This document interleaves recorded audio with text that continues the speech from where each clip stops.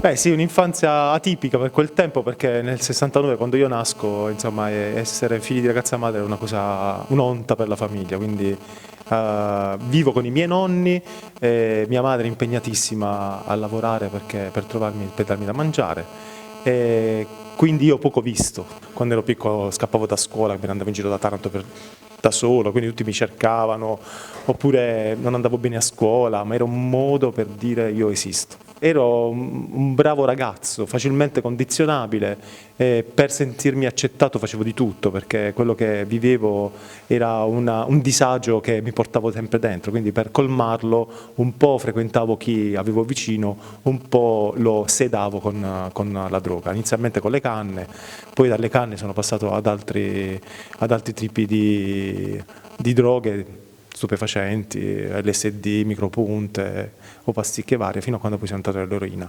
E l'eroina mi ha sedato completamente dagli affetti, tant'è che anche l'affetto più forte, che è l'affetto materno, per me era dimenticato. Io ho alzato le mani a mia madre, l'ho mandata in ospedale quasi. Sì, la mia vita cambia in un momento di forte depressione, in cui una sera avevo deciso di togliermi la vita. Avevo due opzioni: o mi toglievo la vita o ritornavo di nuovo all'eroina, sarebbe stata la stessa cosa praticamente. Entro in questa chiesa in cui mi sentivo attratto in quel momento, avevo bisogno di parlare con qualcuno, quindi. E lì è stata la mia vera esperienza, l'esperienza che mi ha fatto proprio, ha dato un bagliore di luce a tutto quanto quel buio che c'era intorno a me. E quindi mi sono, come se in tutte quelle ragioni che avevo per non vivere ci sia stata una ragione per vivere. Era la scoperta di questo Dio che avevo sperimentato all'interno di questa confessione, sentendomi amato, sentendomi liberato da tanti pesi, perché insomma erano tanti, ma soprattutto sentendomi di nuovo umano, perché io dico sempre che nella nostra vita possiamo fare due percorsi: o disumanizzarci pensando solamente a noi stessi e quindi al nostro tornaconto, oppure diventare umani, che significa iniziare a fare un percorso che tenga presente anche gli altri. Ho riscoperto un Dio completamente diverso da quello che avevo imparato al catechismo, quindi questo mi ha aiutato anche ad essere una persona diversa.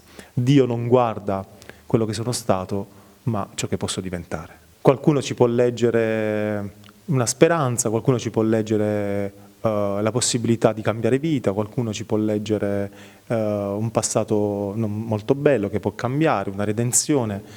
E la mia vita io la racconto perché ne sono uscito fuori, non la racconto perché me ne faccio un vanto, ma la racconto perché sono figlio della risurrezione. Da morto sono tornato in vita.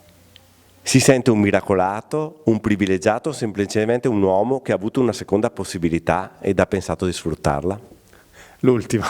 Penso di essere un uomo che ha avuto una seconda, una terza, una quarta possibilità, e che in tutte quante queste possibilità ha letto la possibilità di diventare una persona diversa. Perché una è stata l'eroina, ma nella vita ci sono state le possibilità, no? Tante scelte facciamo ogni volta nella vita. Io penso di aver fatto delle scelte che mi hanno portato poi a diventare quello che sono adesso.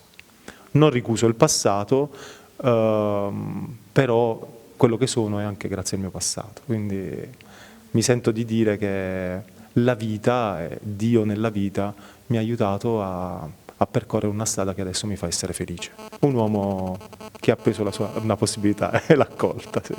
Ha preso il treno giusto per una volta.